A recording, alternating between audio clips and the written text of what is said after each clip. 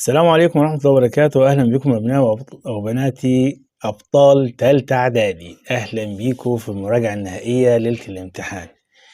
إن شاء الله النهاردة هنعرض كده عرض بسيط حلو خالص للمنهج بتاعنا بتاع اللغة الإنجليزية للست وحدات بتوعنا الموجودين في المنهج. تمام. عرض بسيط جميل جدا جدا هنستمتع فيه مع بعضينا. نقدر نقول يلا بينا.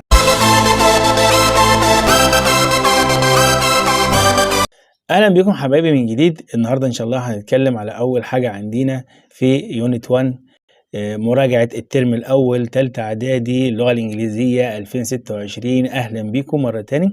اول قاعده عندنا يا شباب، احنا عندنا في يونت 1 اسمها present perfect tense. present perfect tense يعني زمن المضارع التام. زمن المضارع التام زمن بسيط جدا جدا جدا. احنا هنتكلم على زمن المضارع التام في حالتين. حاله اسمها الاكتف عندي، وحالة اسمها الباسيف. تمام. اكتف يعني المعلوم او المبني للمعلوم. هو يعني ايه معلوم اصلا؟ معلوم يعني ان انا يكون عندي الفاعل معروف، مين اللي قام بالفعل، ده معنى كلمة معلوم.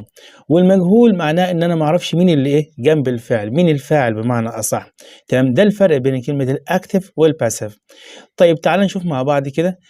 اصلا present perfect tense بيتكون من ايه؟ present perfect tense عندي بيتكون من subject في الاول. subject فاعل، يعني الفاعل قد يكون ضمير او اسم. الضمير عندي I we they you مثلا he she it او اي اسم مفرد او اي اسم جمع. تمام. زائد عندي حاجتين، يا اما have يا اما has، يا اما have يا اما has. تمام. طيب يا هاف يا هاز زائد حاجه اسمها البي بي عندي او البارت بارتيسيبل اللي هي التصريف الثالث. تمام. تاني يبقى انا عندي البريزنت بيرفكت بيتكون من فاعل subject زائد هاف او هاز زائد البي بي اللي هو التصريف ايه الثالث.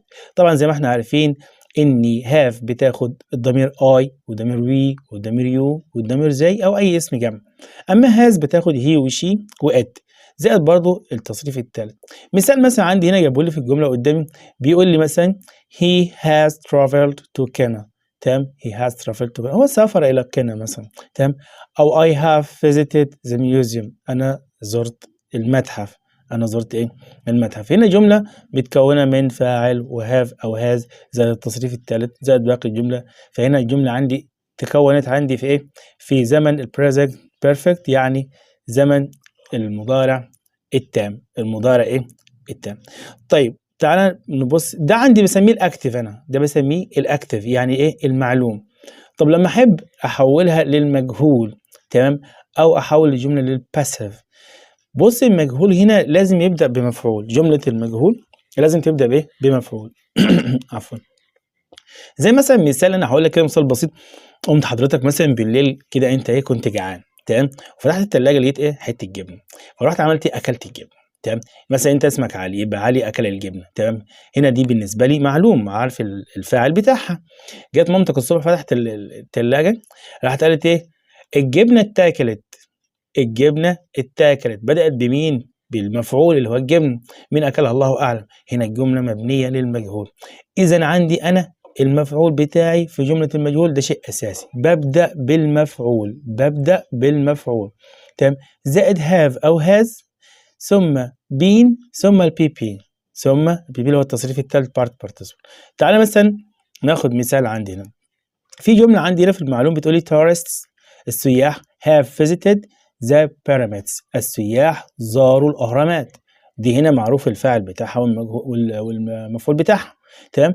انا عايز احولها للباسيف للمجهول. بدات بمين؟ the pyramids اللي هي الاهرامات. تمام. اللي هي المفعول. تمام. ثم have ثم been ثم visited. تمام. يعني انا جبت المفعول في الاول وجبت بعده have ثم been ثم التصريف الثالث اللي هو visited by tourists. يبقى الأهرامات هنا اتزارت بواسطة السياح. ممكن أنا أجيب كلمة by tourists وممكن أجيبهاش عادي، يعني مش هتفرق، دي أو دي مش هتفرق معايا سواء جبتها أو ما جبتهاش. أوكي. يبقى أنا عندي أهم حاجة في الباسيف أبدأ إيه؟ بالمجهول. طيب الزمن ده فيه بعض الكلمات كده لما تلاقيها اعرف إن أنت مطالب إنك تحول الجملة هنا عندي فين؟ للpresent perfect الماضي المضارع التام. المضارع التام زي كلمة just توا أو حالا، never ابدا، yet. تمام. for اللي هي معناها لمده، already بالفعل، ever، since منذ. دي كلها كلمات بتدل على ايه؟ على المضارع التام اللي إحنا اتكلمنا عليه من شوية. ده طبعًا الزمن ده كان في Unit 1 تمام، اللي هو الوحدة الأولى. طيب Unit 2 زي ما أنت شايف قدامك طبعًا هنتكلم على الthird condition أو الحالة التالتة عندنا لمين؟ لF. F طبعًا زي ما إحنا عارفينها إذا أو لو. بُص F دي بييجي بعديها جملتين تمام، جملة بعديها وجملة بعد الجزء التاني، أو بمعنى أصح نقول مثلًا فعل الشرط وجواب الشرط.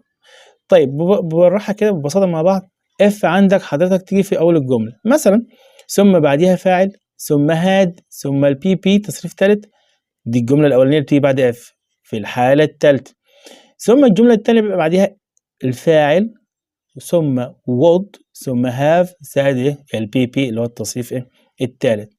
طيب مثال هنا جايب لي مثلًا if I had studied harder. if I had studied لو أنا ذاكرت بجد تمام بصعوبة يعني وباجتهاد كده I would have passed the exam. أنا سوف أنجح أو أمر فين؟ في الامتحان. تمام؟ دي اسمها حالة F الحالة التالتة. الحالة التالتة. تمام؟ طب لو حبيت أنفيها أحط not لهاد. تمام؟ if it hadn't مثلا زي المثال ده if it hadn't rained يعني هي لو لم تمطر we would have gone to the beach. نحن سوف نذهب إلى إيه؟ الشاطئ. خلي بالك ممكن if تيجي في نص الجملة بس شرط تيجي الجملة اللي بعديها معاها. يعني مثلا الجملة التانية بتاعت I would have دي تيجي في الأول، بعد كده مثلا بعد كده if ثم الجملة اللي بتيجي بعديها بتاعت had زائد التصريف التالت. تمام، دي الحالة التالتة عندنا فين؟ من قاعدة if.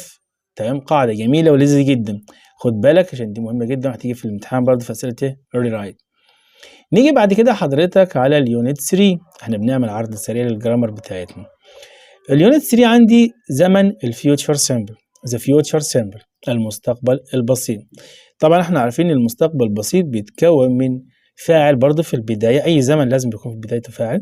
تمام، ثم will زائد الانفينيتيف اللي هو المصدر، وطبعا برضه ليه اكتف وباسيف يعني معلوم ومجهول. واحنا اتفقنا الفرق بينهم ان المعلوم لازم يكون فيه فاعل، اما المجهول ما بيكونش فيه فاعل، بيكون مبدأ بمفعول، انا مش عارف مين الفاعل، انا بسأل عليه اصلا. تمام، فهنا عندي في الاكتف بيقول لي ان المستقبل البسيط او future simple بيتكون من فاعل في البداية، ثم will او won't لو انا حنفي will او won't. تمام، ثم عندي الانفينيتيف اللي هو مصدر الفعل. مثال مثلا بيقول لي I will travel to London next month. أنا سوف أسافر إلى لندن الشهر القادم. تمام، أدي عندي will ثم المصدر بتاع travel اللي هو يسافر. طيب مثال تاني مثلا they will finish the project tomorrow. نحن سوف ننهي المشروع غدا. تمام، برضو أهو عندي will قدامي والمصدر بتاعها. طب نيجي نحوله بقى للباسيف للمجهول يعني. تمام، طبعا هنا انا هبدا بايه؟ بالمفعول زي ما انت عارف زي ما قلنا من شويه. تمام، نعمل مثلا كده اهو، تعالى هنا عندي بدانا بالمفعول مثلا اللي هي مثال London will be traveled by me. يعني مثلا لندن ستسافر مثلا هنسافر لها بواسطتي، او ممكن نقول مثلا المثال الثاني the project المشروع will be مثلا finished. تمام، سوف ينتهى أو سوف ينهى. طبعا أنا عشان خاطر أحول هنا للمجهول خلي بالك بيجيب الفاعل المفعول في الأول ثم will ثم المصدر be عندي ثم التصريف التالت ثم التصريف التالت زي ما انت شايف قدامك بالظبط. طيب ده بالنسبة عندي للفيوتشر سيمبل، شرح ببساطة وسريع جدا جدا. نيجي بعد كده عندك لليونت 4. تمام، اليونت 4 عندي اللي هي الوحدة الرابعة. تمام، طبعا بيتكلم على المودلز فيرب اللي هي الأفعال الناقصة. تمام، أول حاجة عندي هنبدأ بيها وهي must زي ما انت شايف قدامك في الشاشة. must عندي طبعا بيجي بعدها infinitive مصدر. تمام، ثواني اهو مصدر طبعا، ودي بنستخدمها must لما بنحاول نعمل ايه، مثلا نستخدم شيء قوي للالزام او للضروره، قواعد صارمه يعني لازم انفذها وكده. تمام، مثلا زي ما انت شايف في المثال ده drivers must stop at the red light. السائقون يجب ان يقفوا في الاشاره الحمراء. تمام، at the red light. هنا شايف must عندك جاء بعدها إيه infinitive اللي هو مصدر. نفس القصة عندي مع should برضو، should بيجي بعدها infinitive مصدر، ودي should بنستخدمها في تقديم النصيحة، يعني بمعنى مثلا يجب علي. You should eat healthy food. You should eat healthy food. يجب عليك أن تأكل طعام صحي. تمام. طبعا أدي should عندي وبعديها مصدر زي ما أنت شايف eat healthy food. eat healthy food. تمام. برضو المودلز فيرب الثالث عندنا اللي هو كان. تمام. بمعنى يستطيع، دي بتعبر عن القدرة أو استطاعتك إن تقدر تعمل الشيء. تمام. برضو بيجي بعدها عندي infinitive مصدر، زي مثلا I can speak English. أنا أقدر أو أنا أستطيع أن إيه أتحدث الإنجليزية. تمام. ده بالنسبة عندي للمودل فيرب. طبعا عندنا برضو في حاجة اسمها connectors، عندي الروابط. تمام. زي مثلا while. تمام. while معناها بينما، ودي بتستخدم لما أحب أنا إيه اربط بين حدثين شباب. تمام. يعني حدث مثلا بيقطع التاني او كده، واخد بالك. تمام. او حدثين مستمرين في نفس الوقت. تمام. يعني مثلا حاجه كانت بتحصل وحاجه ايه جت قطعتها، او اتنين شغالين قصاد بعض. تمام. زي مثلا هنا جايب لي بيقول لي مثلا دي هو وايل بعديها عندي يجي بعديها ماضي مستمر ثم ماضي بسيط. تمام. يعني مثلا زي المثال يوضح لي اكتر، هنا بيقول لي انا وايل I was watching TV، بينما أنا كنت أشاهد التلفزيون. The phone rang. التليفون رن. يبقى كان الحدث اللي قاعد مستمر في الماضي الأول هو إن أنا بشاهد التلفزيون، ثم بعد كده التليفون قطع وحصل إنه رن. ممكن برضو الحالة التانية قلت لك عليها إن وايل عندي يجي فيها ماضي مستمر مع ماضي مستمر، يعني حدثين كانوا شغالين قصاد بعض أصلا. تمام. زي مثلا عندي she while she was cooking، بينما هي كانت تطهو her husband was reading a book، يعني زوجها كان بيقرأ إيه الكتاب. يعني دول حدثين مستمرين قصاد بعض في نفس التوقيت، فالاتنين كانوا إيه ماضي مستمر. إذا while عندنا ممكن يجي بعدها ماضي مستمر ثم بسيط، أو الاتنين يكونوا مستمرين حدثين قصاد إيه بعض. تمام. طيب تعال نبص بعد كده في اللي بعديها، الوحدة اللي بعديها. تمام. اللي هي لسه معانا برضو الزو، آسف لسه معانا الزو من الروابط برضو بمعنى بالرغم من. تمام. ودي بتيجي بتعبر عن التناقض، يعني حاجة عكس التانية. تمام. التناقض جملة عكس بعضها، جملتين عكس بعضهم. يعني مثلا إيه زي ما انت شايف قدامنا بيقول لك الزو it was running، على الرغم ان هي كانت بتمطر، طبعا يقصد السماء هنا. تمام. they played the match، هم لعبوا تمام المباراة. الاثنين هنا يعني المفروض ان هو ايه يوقف هنا عندك ايه لعبة كرة القدم، الجو مطر، فهنا في تناقض بين الاثنين فاستخدم الزو. الزو it was cold، على الرغم انه هو كان الجو بارد. he won't swimming، هو اراد ان يعوم، او هو يعني حب ان يمارس السباحة. برضو هنا الاثنين ايه عكس بعضهم. عندنا برضو حضرتك كده قدامنا، حلوة كلمة حضرتك دي. الرابط الثالث عندك even thought. even thought. تمام. even thought معناها بالرغم من، برضو خد بالك نفس فكرة الزو، بس طبعا دي لما بتحب ايه تعبر عن التشديد او التأكيد على التناقض بشكل كبير جدا، يعني اكتر بكتير جدا من ايه من الزو. زي مثلا بيقول لي even thought he is very rich، على الرغم من ان هو كان غني جدا. he lives in a small flat، هو كان بيعيش في شقة صغيرة. تمام. ده طبعا هنا بتعبر عن التناقض الشديد. تمام. الرابط الرابع عندنا اللي هي on one hand معناها من ناحية، و on the other hand ومن ناحية أخرى. تمام. دي بتربط برضو بين شقي الجملة. زي مثلا لو جينا بصينا كده على المثال اللي قدامنا، بيقول لي on one hand من ناحية مثلا working from home is very comfortable، من ناحية ان العمل من المنزل very comfortable مريح جدا. تمام. on the other hand على الناحية الأخرى it can be quite lonely. تمام. يعني هنا بيشعرك بالوحدة. تمام. تحس نفسك وحيد كده لوحدك قاعد يعني. تمام. فهنا تحس ان ايه النتيجتين برضو ايه يعني مقاربين للتناقض بينهم وبين بعضهم. زي مثلا انت بتتكلم على حد معين بتقول والله من ناحية كذا تمام، هو من ناحية كذا وبرضه من ناحية إيه، من ناحية أخرى تاني، تمام، فهنا حاجات إيه بتبقى معطوفة عليه الجزء التاني. طيب ده بالنسبة عندي كان لunit 4. نيجي بعد كده لunit 5.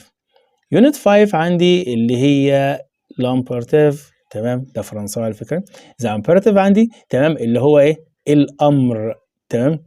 الأمر هنا إحنا بنستخدمه لما نحب نوجه أمر أو نصيحة تمام لشخص ما، وده طبعا بيتكون من المصدر ثم باقي الجملة، المصدر بتاعي ثم باقي الجملة. الجملة الأمرية على فكرة ما فيهاش فاعل، الجملة الأمرية في أي لغة في الدنيا ما فيهاش فاعل، لأن لو بدأت بفعل تتحول لجملة إيه، خبرية. زي مثلا الجملة اللي قدامنا دي write your homework، اكتب واجبك، study hard، ذاكر كويس أو ذاكر بجد.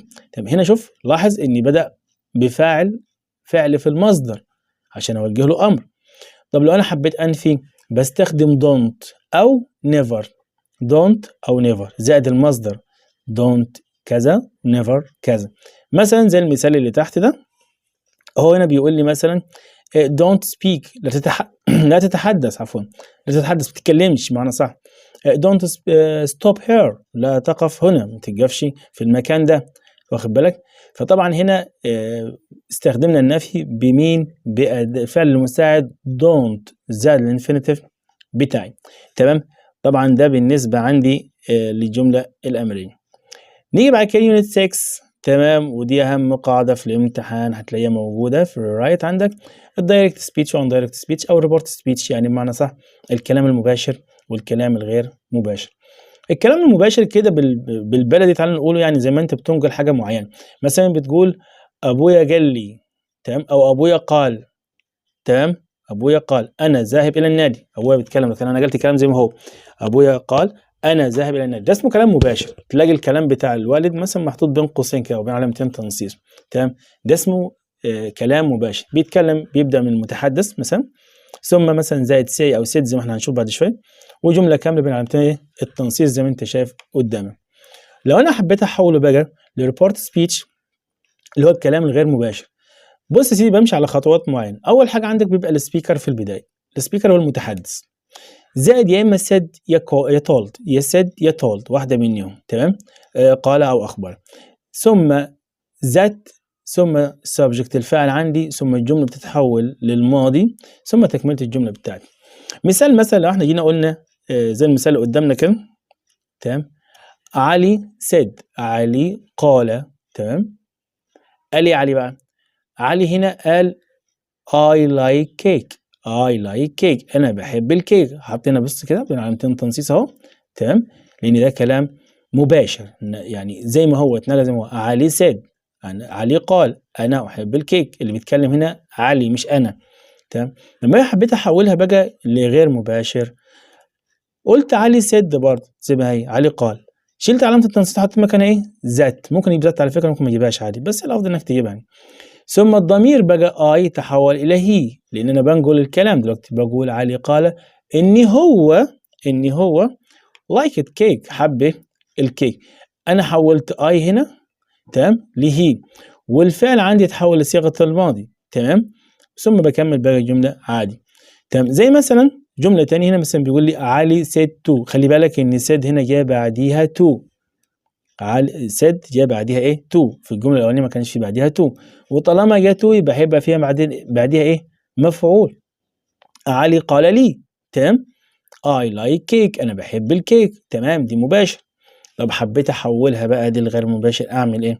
قال لي هتقول علي told me، علي اخبرني، said to تتحول ل told، وبينزل المفعول اللي هو انا، وبكمل ذات اني he liked cake، هو احب الكيك. طيب هنا معايا بيجيب لي شوية ملحوظات كده مهمة جدا على التحويلات دي اللي احنا بنقولها. بيقول لي انا في الجملة بتاعتي لو لقيت كلمة say أو says في الجملة المباشر، دي بتبقى زي ما هي في الايه، في الغير مباشر، ما بحولهاش يعني، أقول say عادي مثلا علي say أو علي says عادي، وبجيب ذات بعدين.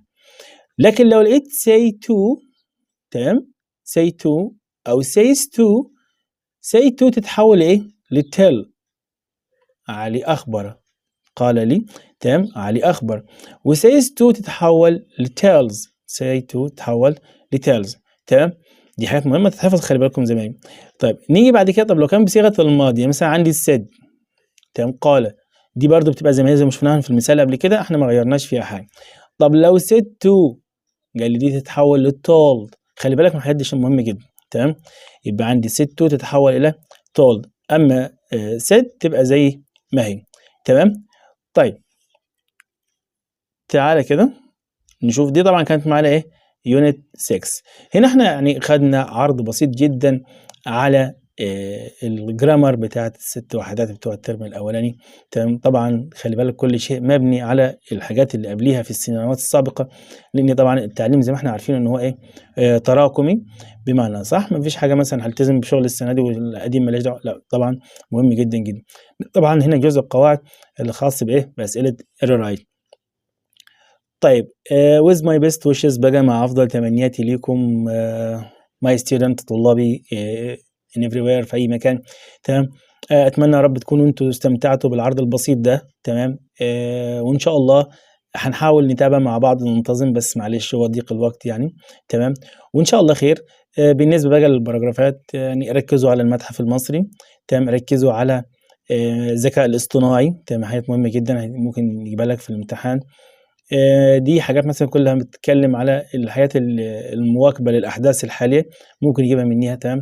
طبعًا برضه أنت عندك باراجرافات كتير جدًا في المنهج بتاعك، أو موضوعات كتير جدًا اتكلم عليها. طبعًا هو ممكن يجيب أي واحدة منهم، بس يعني المرشح إن أنت ممكن تكون إيه، يعني يجيب مثلًا على الAI الذكاء الاصطناعي، أو the Grand Museum Egyptian. تمام؟ المتحف المصري الكبير، فخُد بالك منّه. تمام؟ ركّز عليه كويس إن شاء الله، وربنا يوفقكم بالتوفيق، وإن شاء الله تجيبوا درجات حلوة وتقفّلوا في الامتحان، ونشوفكم إن شاء الله معانا في ثانوية عامة بإذن الله. تمام؟ أتمنى لكم التوفيق. ما تنسوش اللايك والshare عشان الكل يستفيد، وأترككم في رعاية الله وأمنه، والسلام عليكم ورحمة الله وبركاته.